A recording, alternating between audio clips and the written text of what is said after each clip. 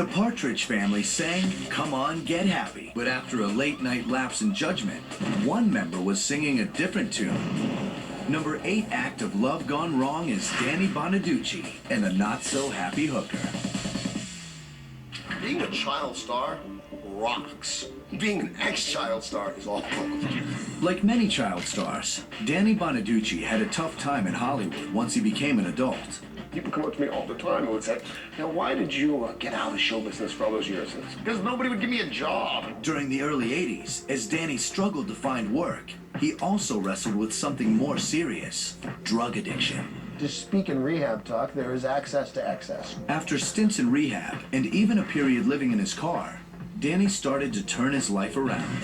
In 1989, Bonaducci landed a job as a DJ at a popular Philadelphia radio station. They hired me as a novelty act, and luckily when the contract was up, I was a hit. On November 4th, 1990, Danny went on a date with Gretchen Hilmer. Danny wanted to go all the way with Gretchen on the first date. She basically said, "Not without a wedding ring, honey," and he said, "No problem," and called up a minister. 7 hours into their first date, Danny and Gretchen got married. He was out in Phoenix, and he was hosting a radio show, and now apparently had a wife. So things looked good for him. Then Danny's life took another wrong turn. In the early morning hours of March 31st, 1991, Bonaducci slowed his car at a downtown Phoenix street corner. Danny Bonaducci apparently was out for a good time. By his own admission, he was very drunk, and he sought the attentions of a street hooker. The former child star began talking to a prostitute with long hair and a short skirt.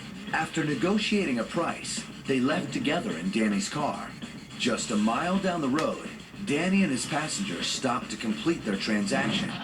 According to police reports, Danny began beating the streetwalker. The hooker ended up with a broken nose and torn clothes. They're driving somewhere, and all of a sudden he realizes that this very beautiful woman is actually a man. Danny didn't handle it so well and responds by beating the living crap out of this transvestite. Neighbors heard screams and called 911. When police arrived, Danny sped off. He led cruisers and copters on a high-speed chase right to his house. Bonaducci's wife opened the door. Officers were permitted by her to come into the house. They went upstairs and found Mr. Bonaducci in a closet in a state of undress. The victim of Danny's assault was 24-year-old Darius Barney. The attack left him with a broken nose and various cuts and bruises. It was pretty kind of unbelievable when you realize that Danny Bonaducci, who stands 5'6", attacked this transvestite. Danny was arrested and charged with assault, robbery, and unlawful flight. His trial was set for July 15th, 1991. I haven't spoken to my attorney yet. He's in court, and so I don't know what I'm at liberty to say. I can tell you that it's not true. Certainly the allegations, the way they read, are not true. It had a harsh effect on Danny. His radio station in Phoenix was very unhappy, and they bounced him off the air. But losing his job as a DJ was the least of Danny's problems. Bonaducci was looking at some serious jail time.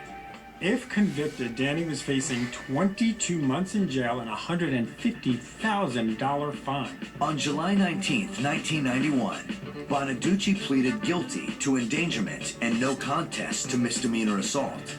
He just wanted to move on with his life, and that's what he did. Bonaducci was placed on 3 years probation and required to perform 750 hours of community service. He was also ordered to pay Mr. Barney $4,500 for the assault. Fortunately for Danny, he was able to come back years later. He got another radio show in Chicago. Good morning, I'm Danny Partridge. Now here's the deal, we're still looking for that winner. He's like a cat with 9 lives. Danny's career may have survived his missteps, but his marriage did not.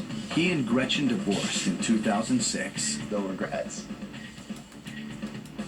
Oh, the transvestite hooker thing I might not do again. But aside from that, I have no regrets. Coming up, a romantic rivalry is almost ended with a pistol, and a promising career is thrown away in a hail of gunfire.